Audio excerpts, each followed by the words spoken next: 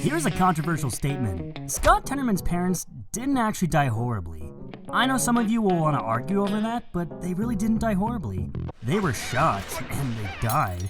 But when you compare that to what other characters went through, it's pretty tame. The foul stuff that happened to Scott Tenorman's parents, being chopped up, being cooked in a chili, and fed to their son, that stuff happened after they were too dead to care.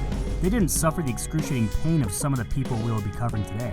So if you're eating, please find a barf bag and keep it close. Okay? You have been warned. If there is a death that takes the gold, it has to be Chef. And it was all about vengeance. See, it started with South Park making fun of everyone. Christians, Muslims, Jews, Buddhists, Scientology, with Tom Cruise coming out of the closet. Speaking of Scientology, Isaac Hayes, the voice of Chef, was a Scientologist. He had been along for the ride, laughing and cashing the checks along with everybody else, but when South Park decided to attack Scientology, Hayes couldn't take it, and he quit in protest. Though later on, Hayes' son claimed that his father hadn't actually quit the show. See, Hayes had suffered a stroke that left him unable to speak or make any decisions. It was his Scientology caretakers who quit South Park for him after the stroke, but Matt and Trey didn't know that. All they knew was that Hayes had quit on them for mocking his religion, when he had been happy to mock others.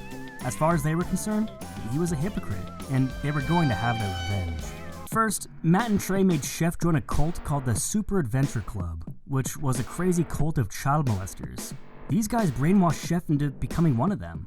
Then he returned to South Park and... Now how about I meet you boys after work and we can make love? The boys instantly figure out what's up and try to unbrainwash Chef, and they almost succeed. But on the way back from the cult HQ, Chef turns around and goes back to the cult. But lightning strikes the wooden bridge he's walking on and it collapses. Then it catches fire. Chef hangs on for dear life, but a falling stone hits him on the head. He's then thrown off the bridge. On his way toward the ground, Chef hits the tip of a rock formation, and another one, and another one. He bounces off 5 different rocks before he hits the ground, where a very sharp stick is waiting, eager to explore his intestines, and it tears him wide open. Chef is still alive after all this, but a lion and a bear show up and rip into pieces. Finally, and mercifully, Matt and Trey let him die, but even this final mercy comes with zero dignity. Chef's last action as a living person is a bout of explosive diarrhea. Pity. He would have made an excellent child molester. After Chef, the next person who has truly suffered is Kenny. Kenny has died in plenty of different ways. He's been microwaved, eaten by a bird, crushed by a spaceship. Kenny has died over 100 times, and each death has been creatively painful. Dude. But in each of those 100+ deaths, there are 2 deaths that really stand out just for the sheer amount of pain involved. The first one happened in the movie South Park, Bigger, Longer, and Uncut. The boys sneak into the Terrence and Phillip movie Asses of Fire, and despite the movie being rated R, they coerce a homeless guy to get them into the movie in exchange for beer. While discussing the movie afterwards, Cartman says he doesn't buy the lighting farts on fire part of the movie. Kenny makes some unintelligible sounds as usual, and Cartman bets him $100 that he can't light his farts on fire. Kenny pulls a match, lights it, bends slightly, farts, and sets fire to the gas. It catches fire instantly. Kenny celebrates, but only momentarily, because his clothes also catch fire. I've only ever burned myself with water, and that was horrific enough. I can only imagine what a full flame scorching the whole of your body feels like. Unfortunately for Kenny, his suffering is just starting. He screams in pain, but nobody helps him, and the boys are just standing around stunned. Cartman is the only one trying to help Kenny, but his strategy is to pick up a stick and hit Kenny with it until the fire goes out.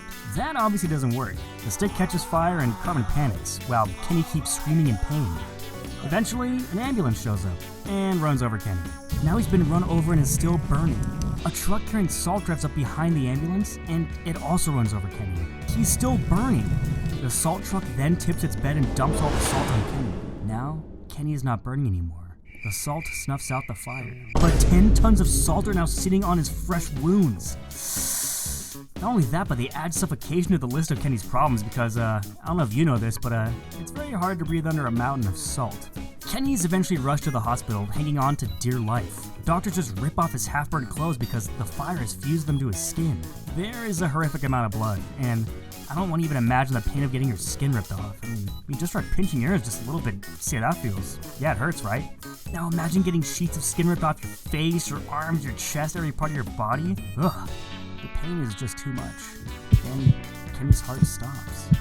The doctor rips it out and jumpstarts it in the microwave. But when it's time to put it back, the doctor makes a mistake. Instead of Kenny's heart, he places a baked potato in Kenny's chest cavity instead. Kenny's body can tolerate a horrendous amount of abuse, but it cannot run out of baked potato. So his potato heart explodes and he quits this life. But even death is not an escape. Kenny goes straight to hell. After another prolonged period of pain and suffering that I really don't have the heart to get into, God sends Kenny back to Earth so he can live and suffer another day. And he does, in Chinpokomon.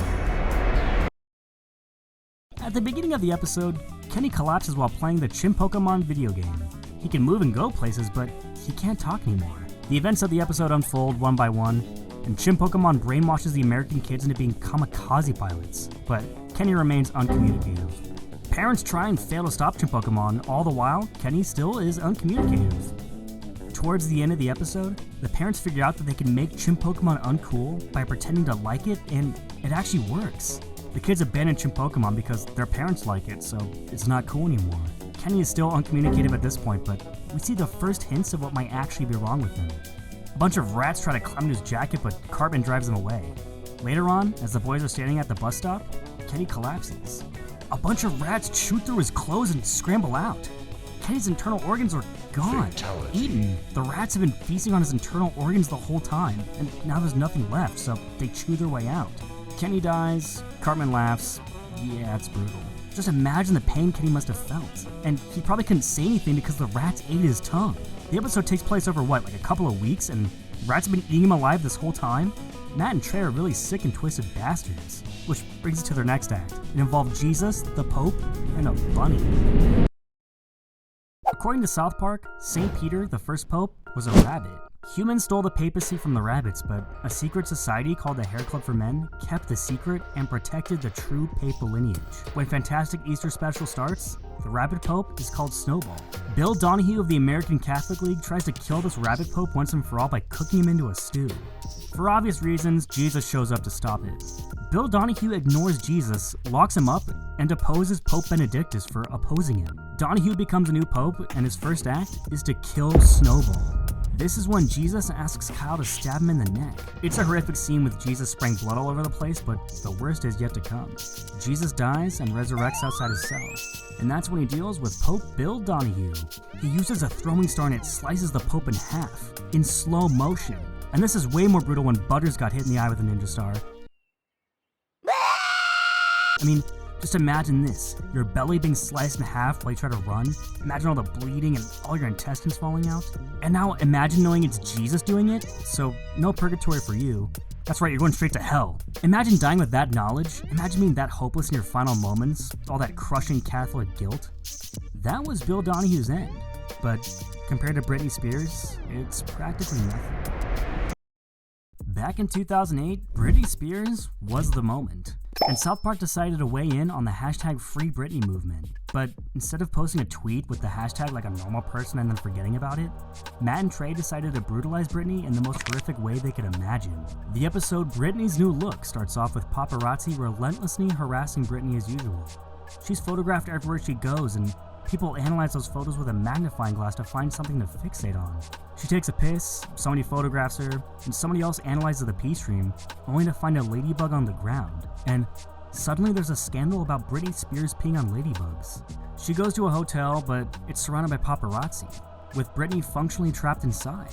The boys pretend to be her kids and sneak in to photograph her some more. Britney is so disappointed and heartbroken. She thought it was her kids coming to see her, but it's just Cartman and the gang trying to get a scandalous picture they can sell for $100,000. Not only that, but the picture they want is of Britney Spears pooping on Butters in a squirrel outfit. At this point, Britney has had enough. She picks up a shotgun, puts it in her mouth, and boom! She blows off the top of her head. But she doesn't even die, she's just left with half a head. She's photographed again, and nobody cares that half her head is missing. The focus is on her chest. Her top shifts while she's being wheeled into a hospital, and people see a scar from a boob job. That's what people fixate on, the boob job. They speculate about how embarrassing it is to have a boob job, not about how painful it is to be missing half your head. Obviously, she can't talk anymore and she just gargles. But her manager still makes her record a new song, then makes her perform at the VMAs. Nobody cares about the missing top half of her head or that she can't sing or talk. They're mostly just upset that she has gained weight. Stan and Kyle feel sorry for their role in Britney's failed self-deletion, so they try to help her by sneaking her out of town. They try taking her out to the North Pole, but a housewife snaps a picture of Britney in her disguise. Suddenly, paparazzi are hounding her again. And this time, people fixate on her camel toe, not the missing half of her head or her desire for some privacy. Stan and Kyle try to help Britney escape, but the driver on their train betrays them. It turns out the entire adult population is in on the plan to harass Britney into death. She is a human sacrifice. Britney was chosen a long time ago, be built up and adored, and then sacrificed for harvest. All the adults in the country are in on it. They want to sacrifice Britney Spears to the harvest gods, but they don't want to throw her in a volcano like the ancient days because they're civilized. So they just harass her until she does the deed for them. Putting the shotgun in her mouth was part of the plan, but it didn't work. She only blew up half her head. This time, they all surround her, pull out their phones, and torture her to death with the flashes from those cameras. After an excruciating long time, Britney finally dies from being photographed too much. They leave her alone in a field, dead and forgotten. They get their bumper harvest and turn their attention to a new target, Miley Cyrus. Kratos!